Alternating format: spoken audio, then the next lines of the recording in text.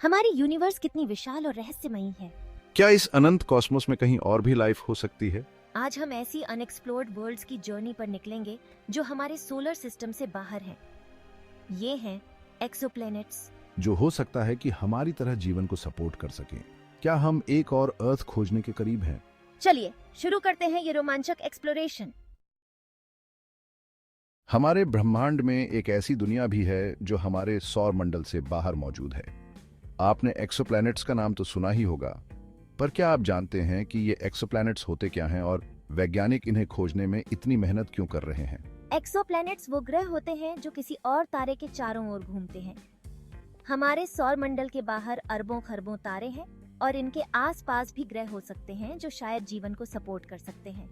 अब सवाल ये है, क्या इनमें से कोई ग्रह पृथ्वी जैसा हो सकता है? एक ऐसा ग्रह जिसमें पानी, उपयुक्त तापमान और वो सभी तत्व हों जो जीवन को बनाए रख सकें। वैज्ञानिकों के पास पावरफुल टेलीस्कोप्स हैं, जैसे हबल और जेम्स वेब, जो इन एक्सोप्लैनेट्स को खोजने में मदद करते हैं। इनकी मदद से हम ये जान पाते हैं कि कौन से ग्रहों पर जीवन के संकेत हो सकते हैं। एक्सोप्लैनेट्स को खोजने के कई तरीके हैं, जैसे ट्रांजिट मेथड, जिसमें जब कोई ग्रह अपने तारे के सामने से गुजरता है तो हमें उसके बारे में जानकारी मिलती है। तो चलिए अब बात करते हैं कि हम एक्सोप्लैनेट्स को कैसे खोजते हैं। ये कोई आसान काम नहीं है, लेकिन आज के टेक्नोलॉजी के चलते यह संभव हो पाया है। एक्सोप्लैनेट्स को खोजने का एक मुख्य तरीका है ट्रांजिट विधि। इस विधि में हम देखते हैं कि जब कोई एक्सोप्लैनेट अपने स्टार के सामने से गुजरता है तो वह स्टार की रोशनी को थोड़ी देर के लिए डिम कर देता है। दूसरी विधि है रेडियल वेलोसिटी। इसमें हम स्टार की गति को मापते हैं।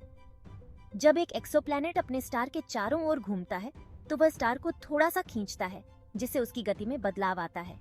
कभी कभी हम सीधे एक्सोप्लैनेट की छवि भी ले सकते हैं। इसके लिए हमें विशेष टेलीस्कोप और तकनीक का उपयोग करना पड़ता है जो सितारों की रोशनी को कम कर सकते हैं। एक और दिलचस्प विधि है ग्रेविटेशनल माइक्रोलेंसिंग।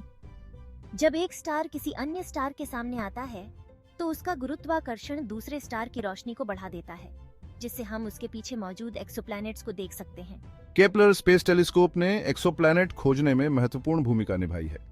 इसने हजारों संभावित एक्सोप्लैनेट्स को खोजा है, जिनमें से कई हमारी धरती के आकार के हैं। इन सभी तकनीकों के जरिए हम अपने सौर मंडल के बाहर जीवन के संकेतों की खोज कर रहे हैं। क्या हम कभी किसी दूसरे ग्रह पर जीवन खोज पाएंगे? ये सवाल हमें हमेशा उत्साहित करता है। तो आइए बात करते हैं कि किसी एक्सोप्लैनेट को रहने योग्य बनाने वाले तत्व क्या हैं। क्या वो हमारे जैसे धरती पर जीवन को सपोर्ट कर सकते हैं? एक्सोप्लैनेट के लिए सबसे पहला और महत्वपूर्ण फैक्टर है उसका स्थान, जिसे हम गोल्डीलॉक्स जोन कहते हैं। यहाँ तापमान न तो बहुत ज्यादा गर्म होता है और न ही बहुत ठंडा। पानी भी एक महत्वपूर्ण तत्व है। अगर किसी एक्सोप्लैनेट पर तरल पानी मौजूद है तो वहाँ जीवन के लिए संभावनाएं बढ़ जाती हैं। एक्सोप्लैनेट की वायुमंडलीय संरचना भी जीवन के लिए महत्वपूर्ण है। यहाँ ऑक्सीजन, नाइट्रोजन और कार्बन डाइऑक्साइड जैसे गैसों की उपस्थिति जरूरी है। एक्सोप्लैनेट का जलवायु भी एक और प्रमुख फैक्टर है। यदि वहाँ का तापमान और जलवायु स्थिर है तो जीवन की संभावना बढ़ जाती है। एक मजबूत मैग्नेटिक फील्ड भी महत्वपूर्ण है, क्योंकि यह एक्सोप्लैनेट को सूर्य की हानिकारक विकिरण से बचाता है। भूगर्भीय गतिविधि भी महत्वपूर्ण है। ज्वालामुखी गतिविधि और प्लेट टेक्टोनिक्स से जीवन के लिए जरूरी पोषक तत्वों का निर्माण होता है।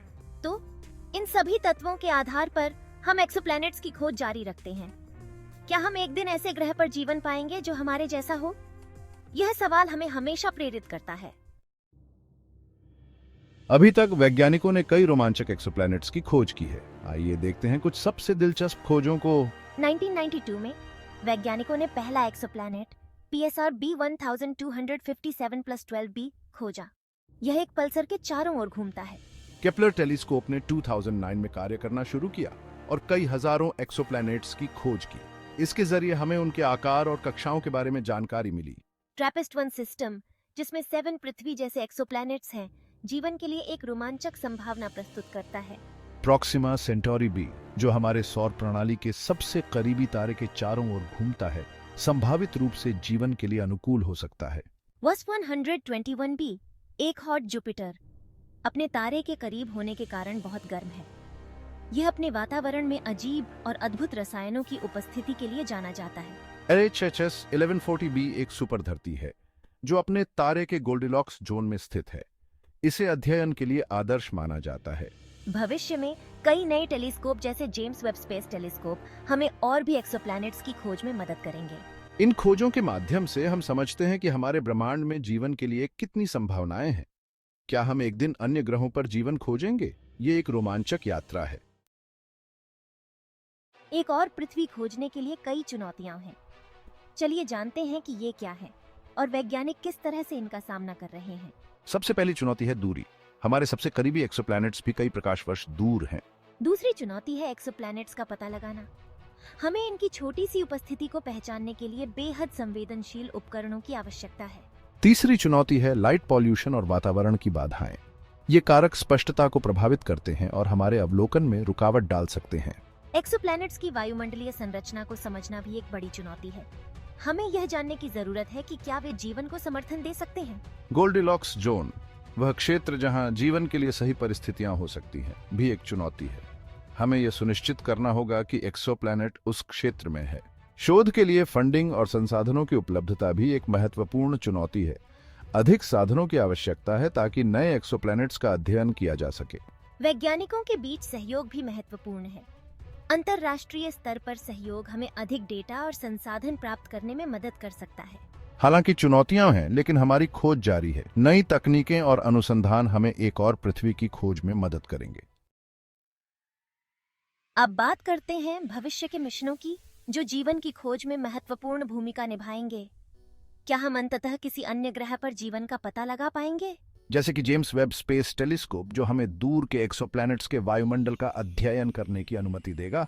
आर्टेमिस प्रोग्राम, जो हमें चांद पर फिर से भेजेगा और मंगल ग्रह के लिए गेटवे के रूप में कार्य करेगा। मंगल पर नासा और अन्य अंतरिक्ष एजेंसियों द्वारा भेजे गए रोबोट मिशन, जैसे कि परसेवरेंस, माइक्रोबियल जीवन के संकेत खोज रहे हैं। अगले कुछ वर्षों में कई नई एक्सोप्लैनेट मिशन योजनाबद्ध हैं, जैसे कि प्लेटो और एरियल, जो संभावित जीवन के लिए उपयुक्त ग्रहों का पता लगाएंगे। ये सभी मिशन अंतर्राष्ट्रीय सहयोग की आवश्यकता पर जोर देते हैं। एक साथ काम करना हमें जीवन की खोज में अधिक सक्षम बनाएगा। नए तकनीकों का विकास, जैसे कि स्पेक्ट्रोस्कोपी, हमें एक्सोप्लैनेट्स के वायुमंडल का बेहतर अध्ययन करने में मदद करेगा। सिटीजन साइंस भी एक महत्वपूर्ण भूमिका निभा रहा है। आम लोग डेटा विश्लेषण में मदद कर सकते हैं और नए एक्सोप्लैनेट्स की खोज में योगदान दे सकते हैं। भविष्य में ये मिशन हमें जीवन की खोज में नई संभावनाएं दिखाएंगे। क्या हम कभी अपने सौर मंडल से बाहर जीवन का पता लगा पाएंगे? यह एक रोमांचक यात्रा है। अब हम अपनी यात्रा के अंत पर हैं, जहां हमने एक्सोप्लैनेट्स की खोज, उनकी संभावित जीवन की क्षमता और भविष्य के मिशनों पर चर्चा की। आज हम जान चुके हैं कि हजारों एक्सोप्लैनेट्स पहले से ही खोजे जा चुके हैं। इनमें से कुछ ग्रह हमारे लिए सबसे संभावित हैं। हमने देखा कि किसी ग्रह के लिए जीवन के लिए अनुकूल होने के कई महत्वपूर्ण कारक होते हैं, जैसे कि जल, तापमान और वायुमंडल। हालांकि जीवन की खोज में कई चुनौतियां भी हैं। तकनीकी सीमाएं, ग्रहों की दूरी और डेटा की कमी जैसे मुद्दे हैं। भविष्य की तकनीकों, जैसे कि उन्नत टेलीस्कोप और एआई, हमें इस खोज में मदद करेंगी। ये उपकरण हमें बेहतर डेटा प्रदान करेंगे। वैश्विक सहयोग भी महत्वपूर्ण है। विभिन्न देशों के वैज्ञानिक एक साथ काम कर रहे हैं ताकि हम अधिक जानकारी प्राप्त कर सकें। हमारे भीतर खोजने की भावना हमें नई सीमाओं की ओर ले जाती है। क्या हम कभी दूसरे ग्रह पर जीवन का पता लगा पाएंगे? आपका इस खोज में योगदान महत्वपूर्ण है। चाहे आप विज्ञान में हो या कला में, जीवन की खोज में आपके विचार मायने रखते हैं। आखिरकार हमारी यात्रा केवल शुरुआत है। जीवन की खोज में हम कितने करीब हैं, ये तो भविष्य ही बताएगा।